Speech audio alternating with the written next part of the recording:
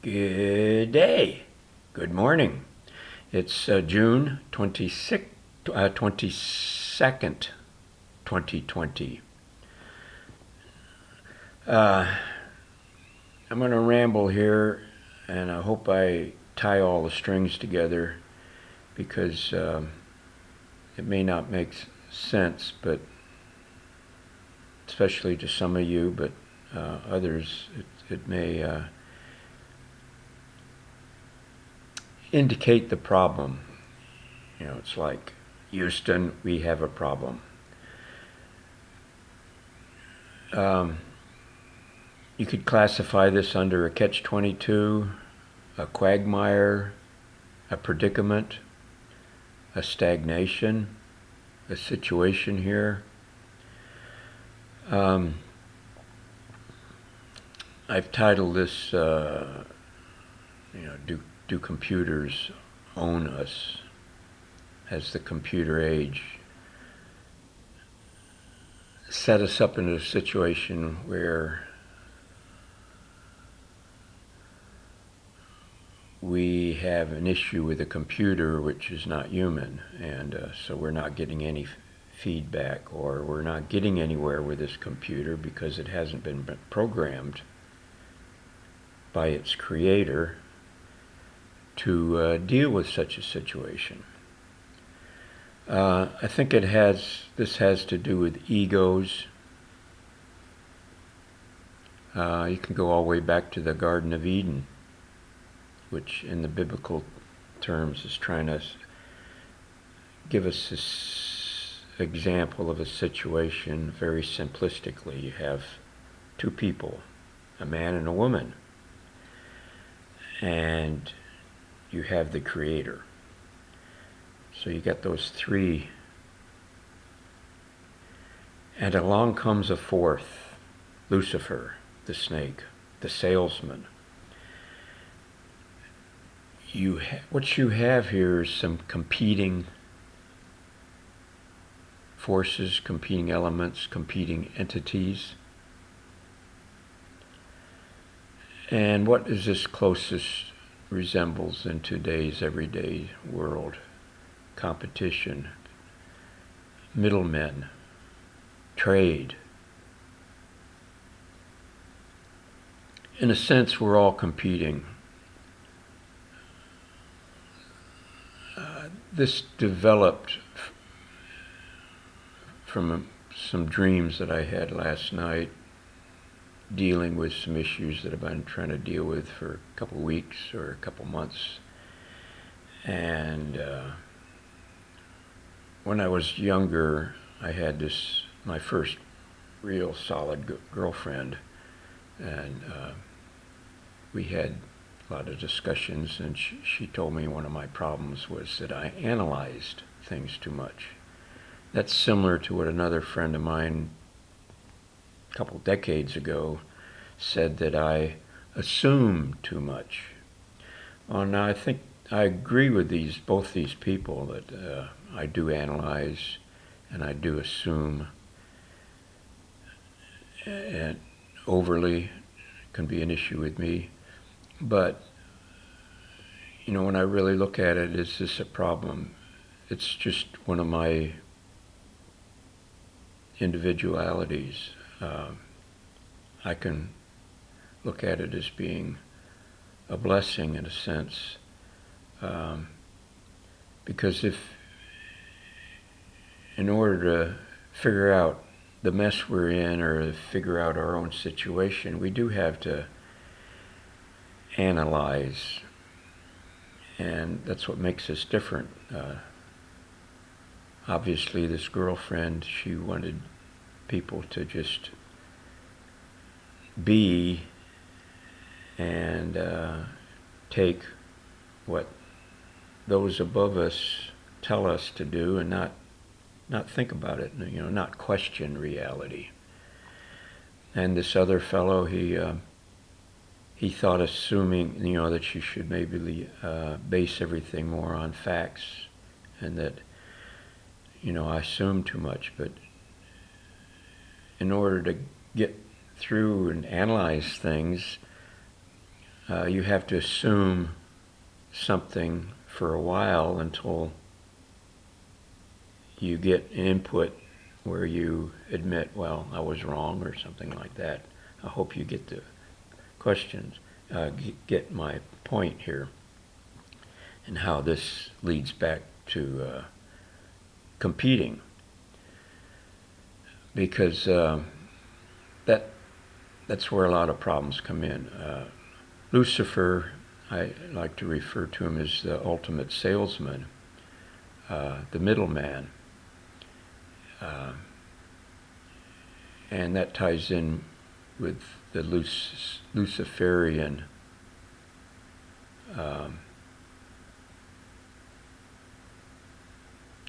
thought or way of living. A tradesman, a middleman, somebody that's in commerce. I've noticed this overseas, in Turkey and Middle East, and with people from India, even when they own a company, they'll drive a harder bargain, should I say, or well, I'll give you an example. I had a guy. I was a truck. I own my own truck, but I leased it on to this company, and we did quite well. But this guy that ran this, he would all his time trying to give you the shaft or screw you, or give you.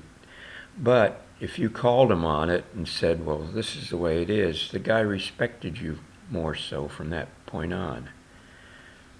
And that's how some people deal in commerce, the competition.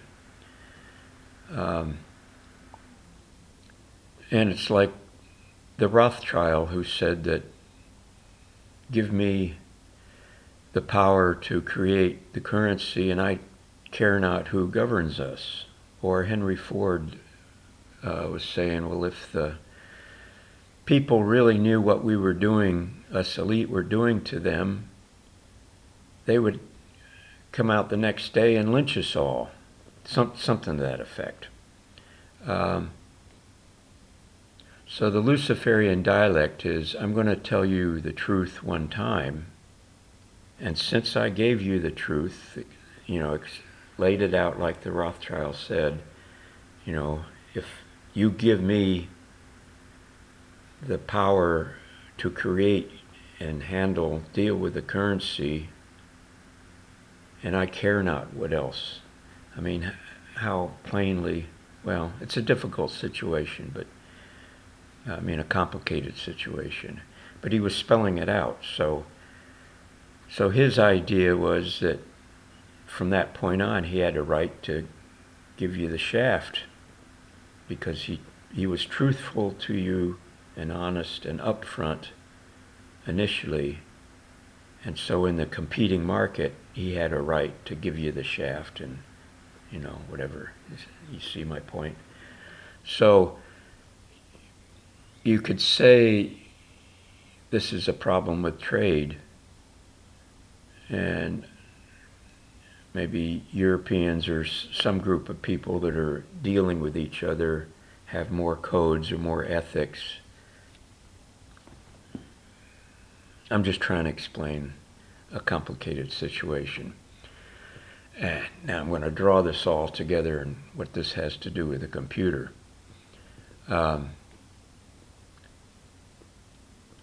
We've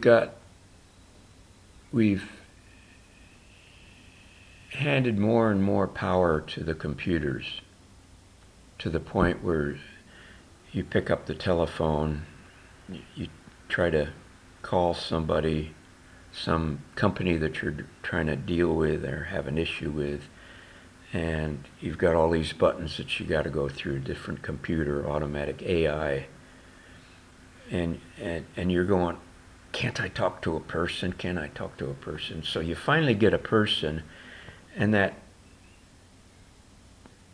human on the other end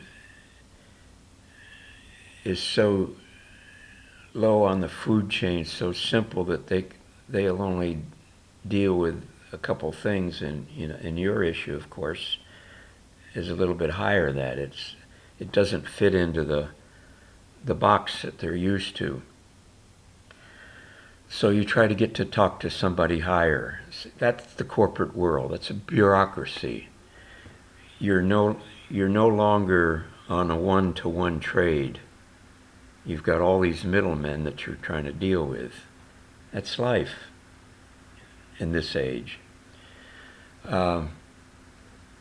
Okay, tying it back in.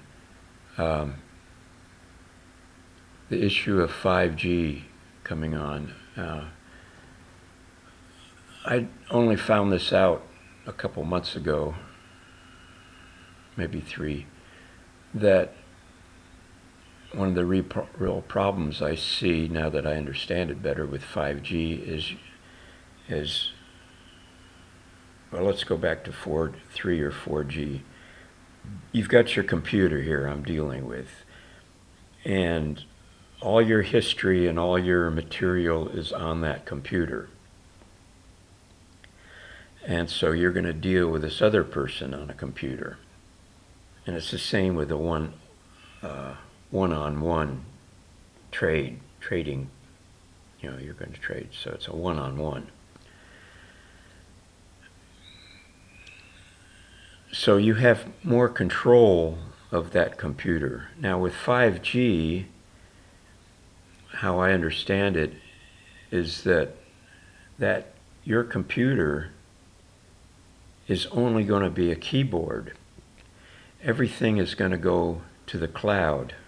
So everything you're dealing with is that middleman, that cloud, or that big computer in Brussels, Belgium, they call the beast. So what's happening, and that's why 5G has to be so fast and so complicated, because it's sending all this material to the cloud or to this beast computer, and you're thinking it's still on your computer. The problem is that beast, that one computer, that one world order, is going to have you, it's going to own you, because it controls all that information that you think is on your computer or up here. It's the ultimate middleman. Now some people will say, well, what difference does it make? Well, whoever's got control of that computer's got control of you, that master computer, the beast. And that's the same with what Wealthtrial was telling you, that he controls the currency, so therefore he controls everything. Now, I've talked to a lot of people, and they just don't get that about somebody controlling the currency pool is what I'm talking about, where, in the old days you had $1 here or $1 there, and even older you had a gold coin here or a silver coin, and so you could trade just the two of you. But no more with a currency pool, because the Rothschild is controlling it through the interest, the usury that he's getting off you for using his pool. And he's never created that usury. It's like 5 or 10 coconuts that you're trading, and he's saying, well, I'm going to charge you 1 coconut so that you can use my 10 coconuts. So you're giving him this 1 coconut every year, and so the currency pool is getting smaller and smaller, and so in order to be fair, you have to borrow another coconut to make up that 10 coconuts again. And so it's mathematically in his favor, and all his buddies, all his underlings, who have these coconuts that they've gotten you, that's really a scam. But you've played along with it, like what Lucifer did in the garden. He offered a better deal than what she had, you know. He was out competing the Creator.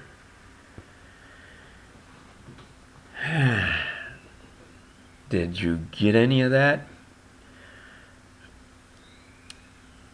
So here we're at mercy of this beast in Brussels, Belgium.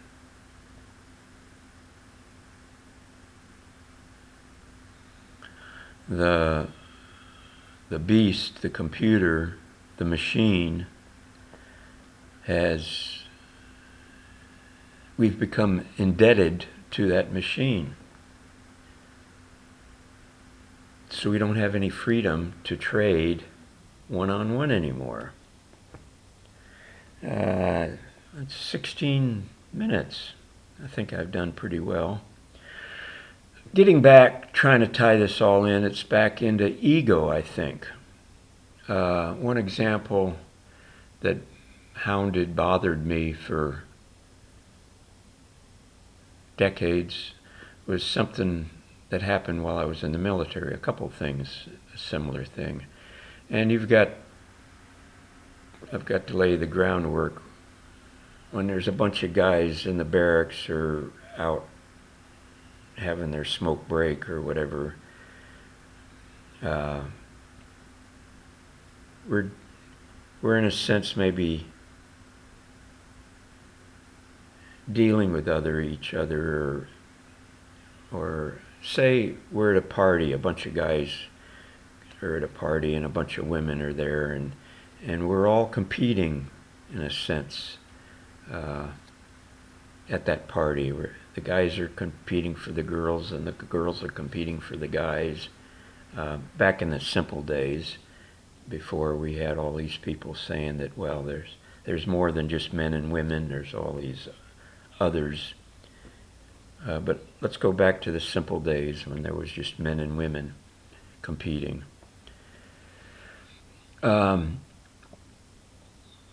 This incident that bothered me, I said something to this one guy that was, well, these guys were brought out their pictures of their wives or their girlfriends, and so we were all looking at these, and I said something to the effect that, wow, you've got a really hot wife or good-looking wife here, you know. And so the next day, this one other guy said to the group again, oh, Duncan sure was I forget the term he said, but he was really putting me down about how I was talking about this one guy's wife being prettier than this other guy's wife, and you know how much of a lowlife I was by saying that. And I just sat there and took it because he was right, you know. I didn't think of these other fellows when I was saying. But, the more I look at it, these guys had brought forth their pictures of their wives to compare, throw in there, and so it was like a free fall at a party or something, I don't know, some of you may not get that. It's a little bit different in the military when you're away and you're trying to break from the complicated world, but really it's no different in everyday life. So if it was so important to those guys about their opinions of their wives or their feelings, if they were going to get sensitive about being hurt, or this one guy that was trying to put me down for saying something, they should have kept their pictures there. If they wanted to be private about their wives, They should have kept their pictures of their wives or their girlfriends in their pocket, you know? So it's a kind of competition. Well, what does this have to do with the UFOs and the situation, the mess we're in today? I was telling somebody that we were discussing about the UFO issue that the Roswell, in my mind, the ship that was crashed at Roswell was a gift or a presentment to the people of Roswell area, or the military, or everybody there, to see how they would handle that. And it advanced something that was beyond them, a technology that was above them. And so what happened? The military moved in and took control of the situation and changed the newspaper reportings, which initially reported a crash at Roswell. And they made a secret out of that. And furthermore, what did they do with that technology? They used it, they weaponized it. And supposedly it was supposed to be used against their enemy, which proved out to be, who is their enemy? The people. The people the military is supposed to be protecting. Because, and this is a legal matter, through the expansion or extension of the Trading with the Enemies Act in 1933-34, thereabouts, the public was made enemy number one. And this is a deep part, but you can go back in the legal matters of the day and find this to be true. I've covered this in some of my videos too, of who's the bad guys and who's the good guys. In fact, that's the name of one of my first book that I only allowed limited circulation of: good guy, bad guy, liar, B. It's the good guy versus the bad guy. It's the competition, going back to the Garden of Eden again. So we had this advanced technology presented to us as a gift to see how we would handle it. That's the way I see the Roswell crash, or the Roswell incident. And that's why my subtitle in my book was 70 Years Down a Rabbit Hole, because Roswell, in a sense, was a false flag. So, what does that have to do with the mess we're in? I think we've got our egos hung up. It's a catch-22. This competition is our own catch-22. The middlemen have outmaneuvered us. They said they were going to get the better deal of this trade, when we could have left it as a one-on-one trade, but we realized it was a benefit to have a middleman.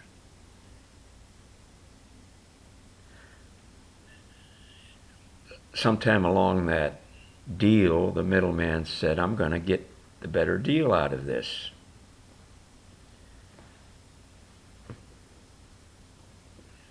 So these two initial trades people got the shaft because they didn't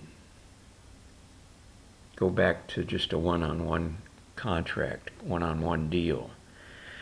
And that's what maritime, commercial,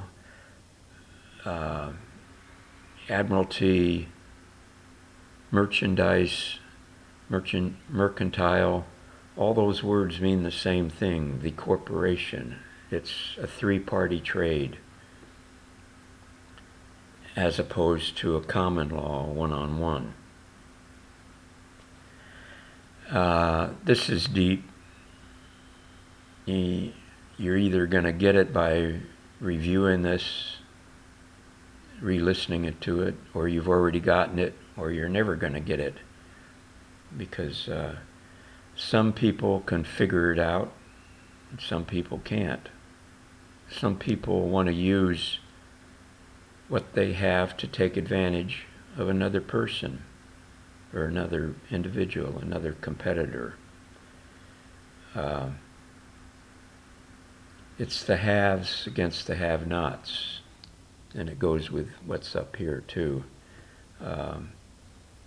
Some of us have more moral issues. Getting back to the military situation I gave you of all these guys sitting around talking about women, or at a party competing with opposite sex. Some people don't like the Russian women and the Ukrainian women because they're up front that they want a guy that's got money and that's got a position, that's got a fancy car. And they're more up front with it. Whereas a lot of, especially older American women, they'll claim that they're not doing that, and yet, you know, when you're out there competing, they're wanting somebody with a title behind their name, or some money, or a fancy car, or something. And they're saying, oh, we're not like that. Or the guys are, you know,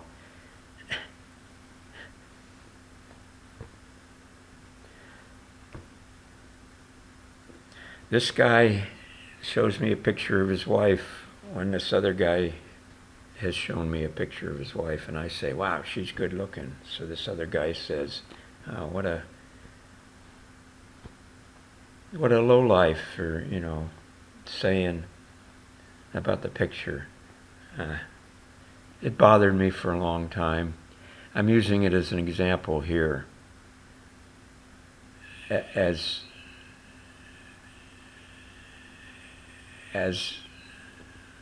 we deal in communication. Communication is supposed to be something open. So communication is one of the hang-ups that have gotten us into this mess. One of the first things when you do battle with an enemy is wipe out his communication. That's what happened to Saddam Hussein in 2002 when the U.S. invaded. The first thing they did is they bombed all his radio stations and all his communication systems. That's the art of war. But how much do we all implement that when we're dealing on a one-on-one basis? We call it different names, but it boils down to the same thing.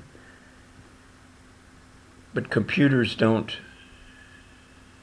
deal on that level. Computers only have what they've been programmed in by their by their programmers, their creators. Confusing? Yes. I trust that some of you all out there listening to this will have gotten something out of this video.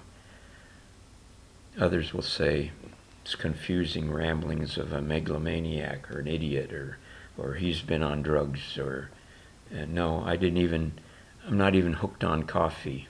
I thought about this when I woke up, thought about it for an hour or so, and thought about writing up a bunch of stuff. No, I'm just going to go out there and turn on the computer and talk about it. But this issue really needs to be thought of while we're trying to unravel this mess, this quagmire, this catch-22 that we're all in. Maybe we shouldn't blame the other guy for saying the one picture of the wife was prettier than the other guy.